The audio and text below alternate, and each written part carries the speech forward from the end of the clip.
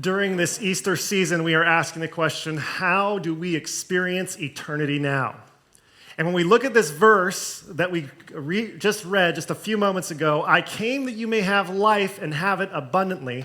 There are three things I want to talk about in relation to this question. The first is that these words here speak about experiencing eternity now. The second thing is, these words arrived here in 2023 after a very long journey to get here.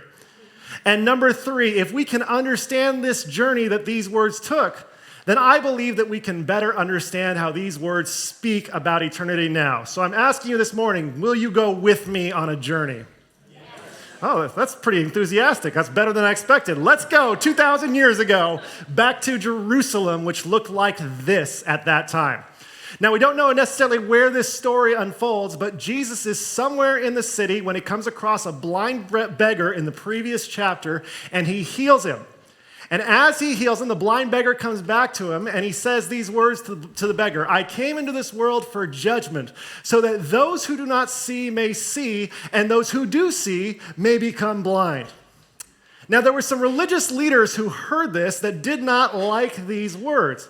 And if this story was being told today, it would be told about Christian pastors like me who overheard these words and said, "Hang on a minute, are you calling us blind, Jesus?" To which Jesus would respond to these religious leaders in the text, "If you were blind, you would not have sin, but now that you say we see, your sin remains." In other words, Jesus is talking about the sin of self-righteousness. And if you think to yourself, "Well, I don't struggle with that sin," my friend, you do. That's the big tell right there. If you're like, no, it's not a problem for me, that's when you know you got a problem. Right after this verse, we then go right into what Daisy and Donna and Chris just read, which was this story or this parable or this metaphor about sheep and gates and thieves and walls and all of these things. And he wraps up that story by saying, "The thief comes only to steal and to kill and to destroy, but I came that they might have life and have it abundantly." Now, the word abundantly is translated from the Greek word perissos. Let me hear you say perissos this morning. Now, what we have to remember as modern Christians is that Jesus most likely never said perissos. And the reason we get perissos is a bit of a story. What we know is that Jesus was speaking most likely Aramaic when he was speaking to these church leaders, right? And as he was speaking to these religious leaders, he said the words about perissos, translated into Aramaic, because that was his original language. And there was someone who was there that was an eyewitness to all this, the disciples, specifically the disciple John. Now, John then went with Jesus and continued to follow him around and continued to do his best to follow Jesus' teachings until about a year or two later when Jesus was crucified and then Jesus was buried and then all of a sudden Jesus rose from the dead. Now, from there, the disciples saw Jesus with their own eyes, risen from the dead. They went out and told the world that Jesus was resurrected. We talked about this last week. But let's talk specifically about John for a moment, shall we? Because John was the youngest of all the disciples.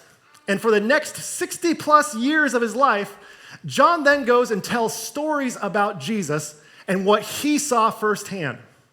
Then sometime around the year 90 CE, John sits down and he decides he's going to write his gospel.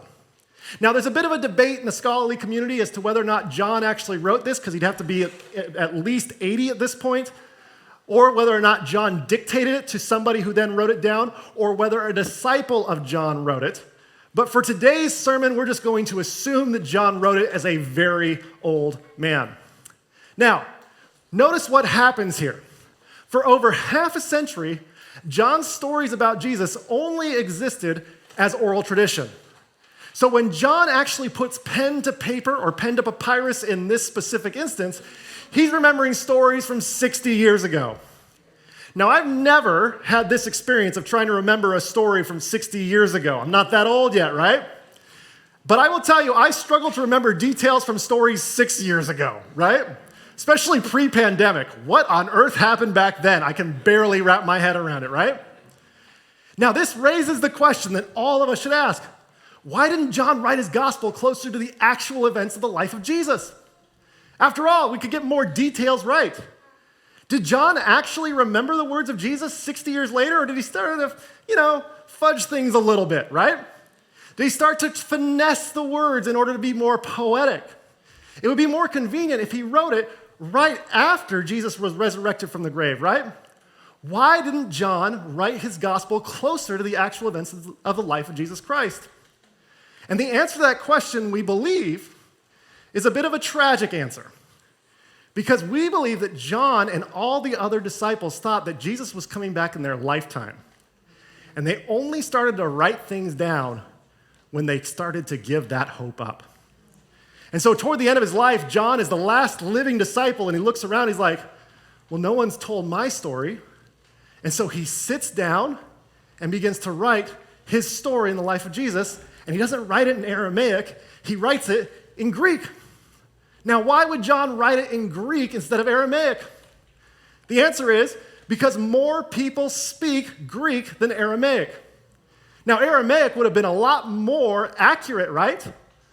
But the fact is, John wanted this story to not be for a small select few, but for everyone. So for John, it was way more important to be inclusive with the story of Jesus than it was to be accurate. Something I think the church can learn from to this day. Now, John wrote this story back around 90 CE. And what's fascinating is about 60 years later is when it starts to intersect with modern human history. To show you how it intersects with what we are doing today, you can take a trip to Manchester, which is in the United Kingdom, and go to this building, the John Rylands Research Institute and Library. If you go inside this building, it will look like this, rather breathtaking, might I say. And right there in the middle, on the bottom floor, you'll come across this piece of papyrus that is about the size of a credit card. Now, this may seem insignificant to you, but this is a big deal, because this is Rylands Papyrus P52. And if you did not know this before, archaeologists are terrible at naming things. Now, this papyrus, smaller than a credit card, dates back to 150 CE, and on one side, it contains John chapter 18, verses 31 to 33, and on the other side is verses 37 and 38. This is the oldest fragment of the New Testament that we have today. And you can go to Manchester and see it in this glass case, which raises the question, how on earth did it get to Manchester, right? And the answer is, in 1920, a man named Bernard Greenfell traveled to Egypt. He heard that the Egyptians were selling scrolls they found in the sand, and he bought as many scrolls as he could. He brought them back with him to England, and he discovered among those scrolls that he purchased Rylands Papyrus P52. And while this is fascinating, and it's important for us to pay attention to this, it's also important to acknowledge that these words about Jesus speaking abundance are not on this fragment. Instead, they represent a larger manuscript that we've lost that contain those words, and it's from about 60 years after John wrote his original manuscript. You see, we believe this is a copy that was received and given by people who lived after John, who felt like there was something valuable in writing John's story again and giving it to another. Now, the story continues, and you can actually participate in the story if you take a trip to Geneva, Switzerland. And if you get there, you can go to this library, the Bodmer Library. And in the Bodmer Library, if you were to go there, it looks like this inside. And somewhere in its recesses, I don't think it's on display, you could come across this manuscript here. Now, this is called Papyrus 66. It dates from 200 CE, and it is the most complete early collection we have of John's entire gospel. Now, there are a few portions missing, which people think Christians came along and filled in the holes later, but it's almost entirely intact, and it's from just about 100 years after John wrote his original gospel.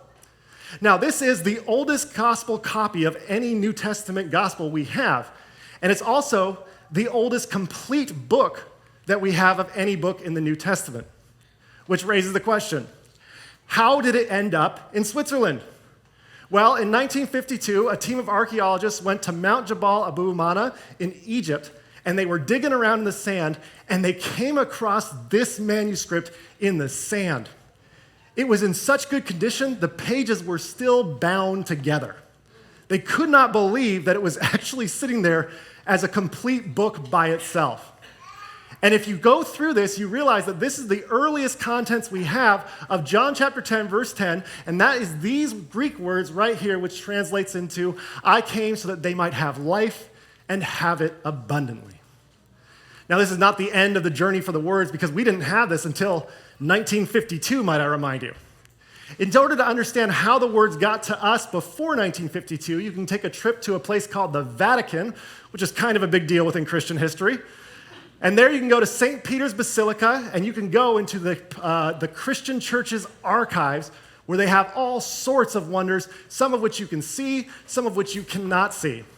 Now, every now and then they'll bring this thing out, and this thing is very important in Christianity because it's the Codex Vaticanus, and it dates from about 350 CE. And it's nearly the entire Bible. There's a couple of books that are missing from it. In my opinion, they're books that it would be better off if they stayed missing, but that's okay. We can all get along here. And it's the oldest copy of the Bible we have, which raises the question, how did it end up in the Vatican? We have no idea. Because in the 15th century, the Vatican was like, we need to start archiving stuff. And so they just put stuff in there without cataloging where it came from. And so we think it either came from Caesarea in modern-day Israel, or it came from Rome itself, or it came from Alexandria in modern-day Egypt. But it stayed there for the last 500 years and is the oldest copy of the Bible that we have. Now, another way that these words got to us, you'd have to take another trip to a place called Adwa, Ethiopia, and it's here that you can visit a monastery that looks like this. It's the Abba Garima Monastery, and it's just a few miles outside of Adwa. Now, if you go inside, you'll see all sorts of displays and things put in cases because this monastery has been in existence for over 1,600 years. Now, there's one particular display that's really fascinating to the archaeological and scriptural communities, and that is this book here. This is known as the Garima Gospels, and it dates back to 500 CE.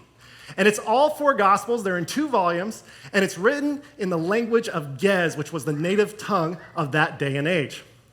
Now, this is gorgeous. If you look at these pictures, these are illustrations from 1,500 years ago. And it's the earliest copy we have of illustrated Gospels, which raises the question, how did it get here? Well, this one, the people of Ethiopia translated the Bible into their own language, and then they just kept the Bible with them for 1,500 years. Not only that, but there was 500 years of Islamic occupation, and they were able to hide this manuscript and then bring it back out once they felt like it was safe. And this book has stayed in this monastery from generation to generation to generation for 1,500 years.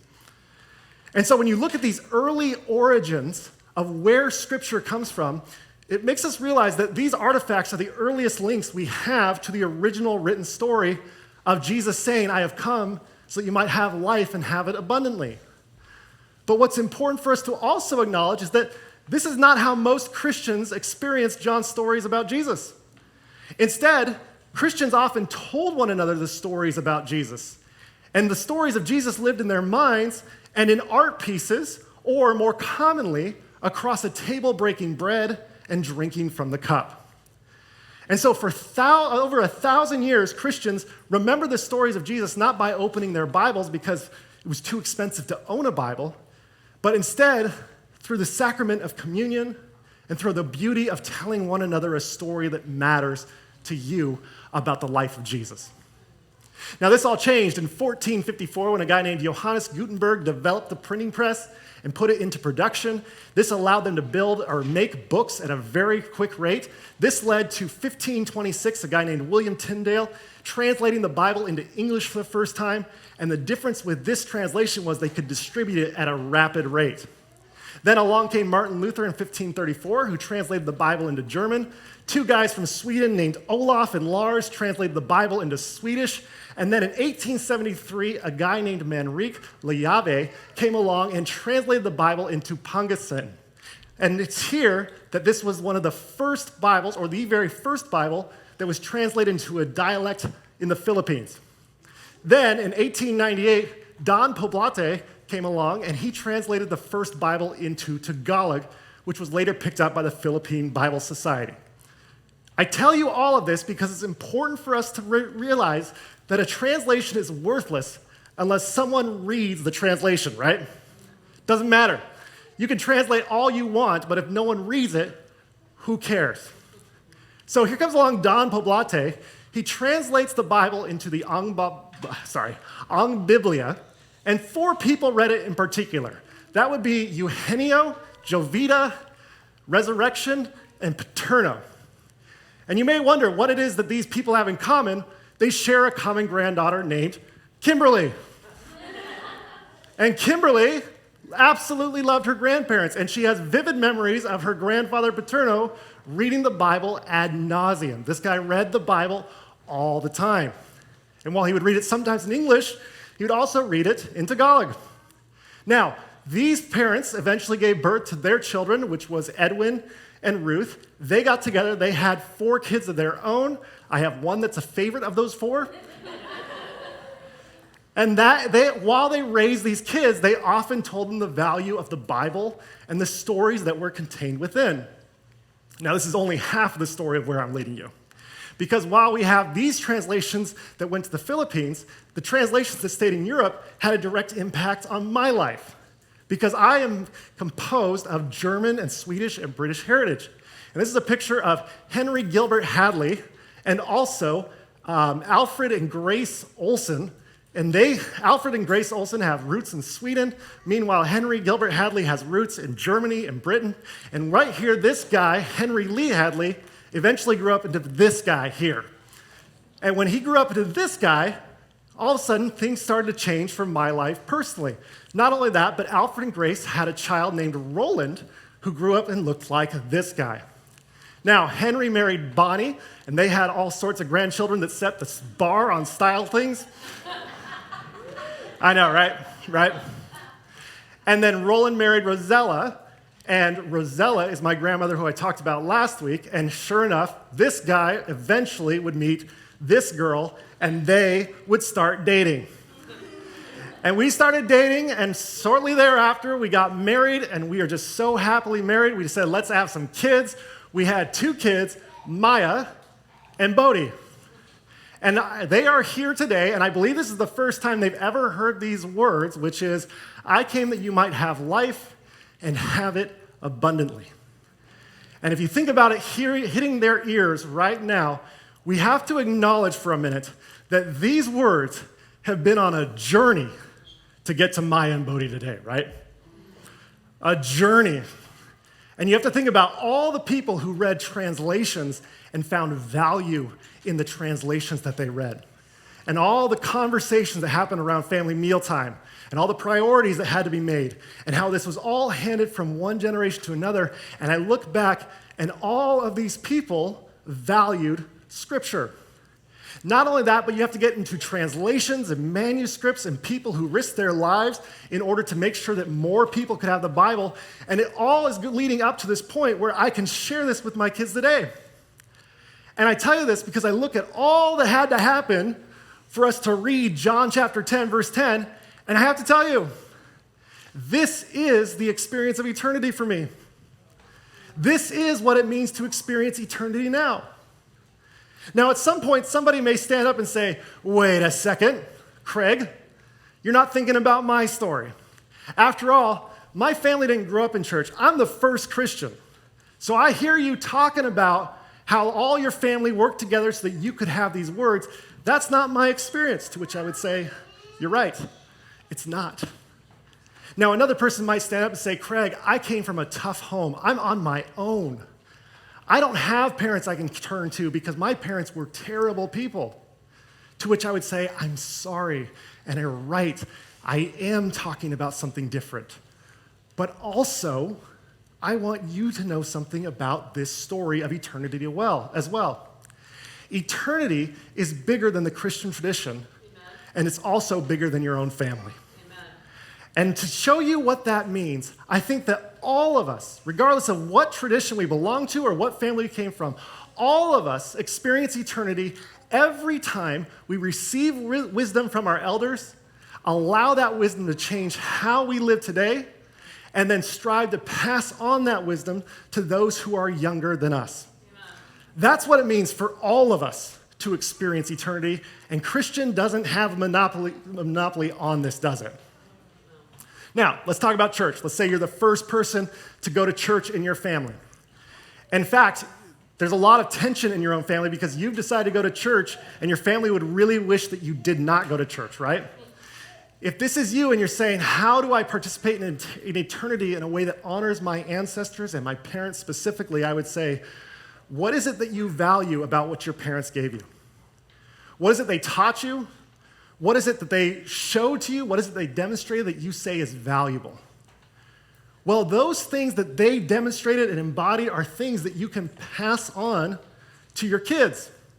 Not only that, but they can shape the way that you live today in a way that keeps their memory or their active presence alive in your life today. So this idea that you can only experience eternity if it's got religious jargon on it is just false. You may never mention the name Jesus and still be living in the experience of eternity. Now, let's say you come from a broken home, right? And your parents were just objectively terrible people.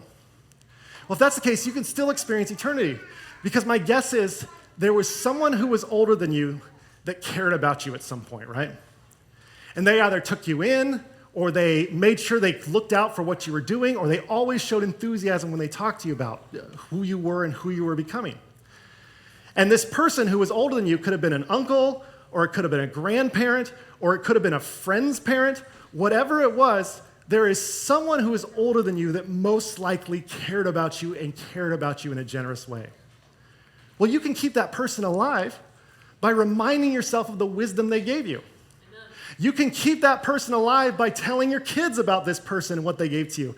And this person was under no relational obligation to be generous and kind to you, and yet you still live in a way that experiences eternity because someone who came before you gave you something that you live by today that you want to pass on to the people who will live after you.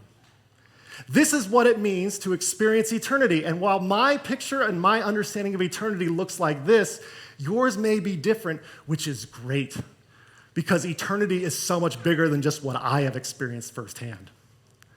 So when I think about all of these people and all that it took to get these words to me, I came that they may have life and have it abundantly. I all of a sudden approach the scripture with a whole lot more reverence, don't I?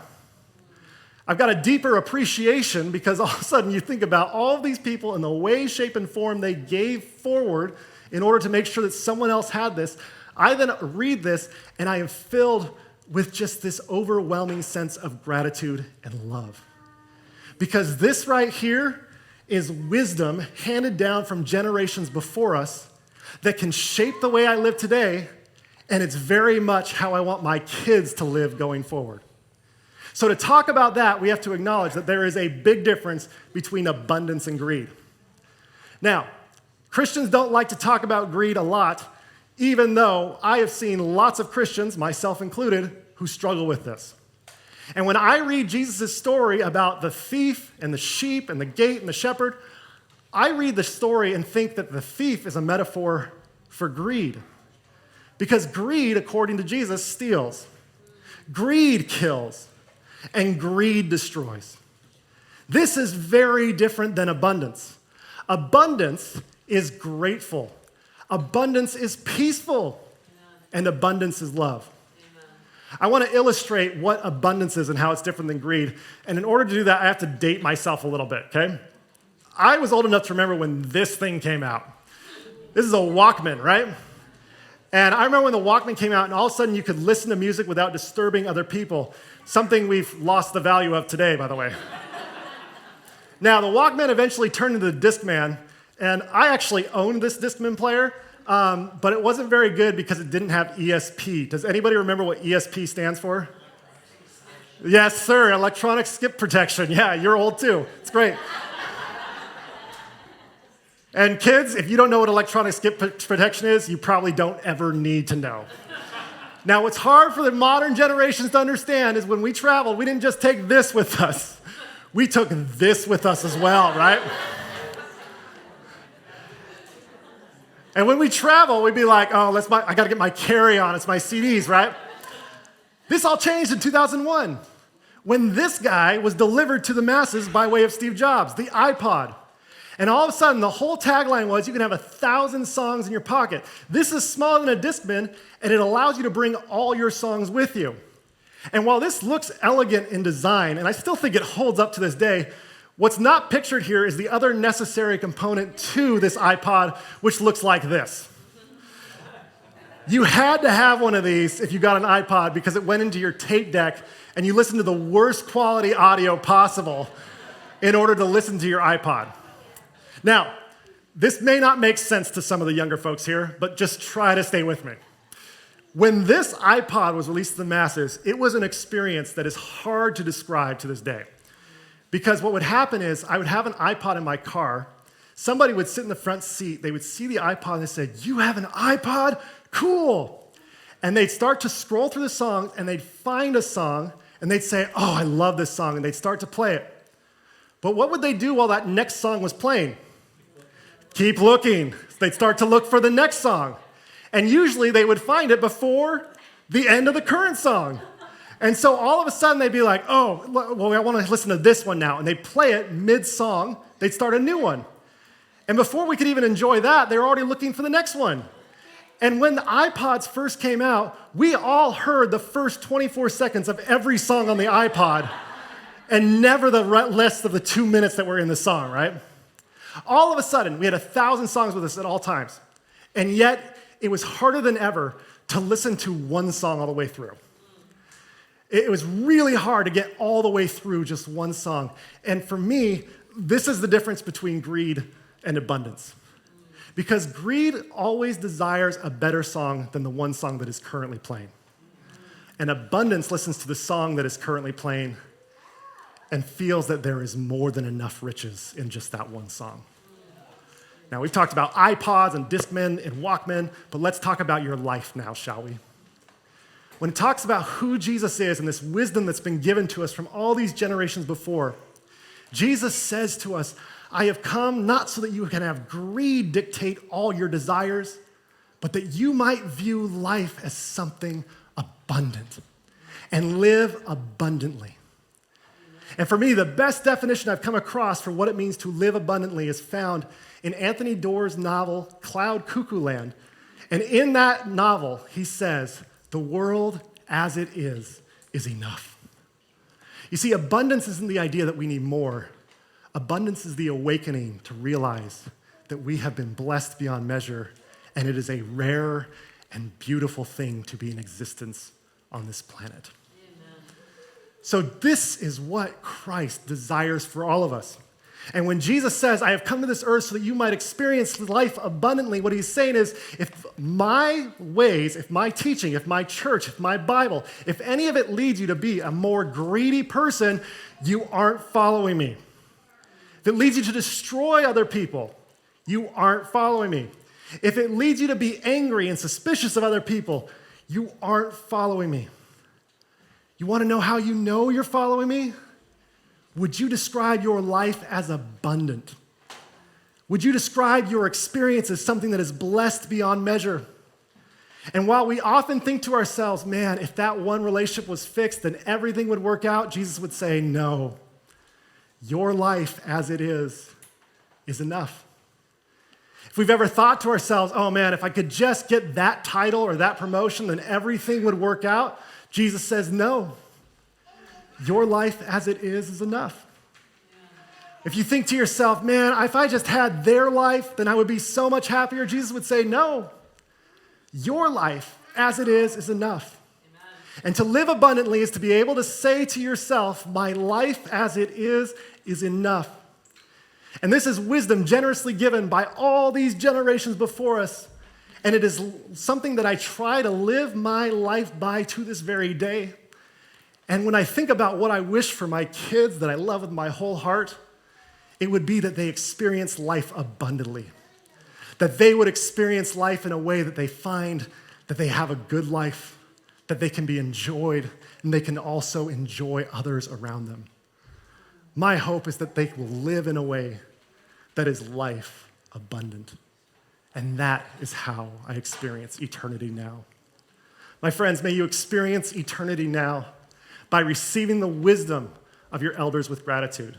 May you experience eternity now by living in a way that is different today because of the wisdom you received. May you experience eternity now by passing on your wisdom to those who are younger than you. And may you trust the words of Jesus and experience life abundantly. And may your life abundantly help you to see that your life as it is enough. Amen.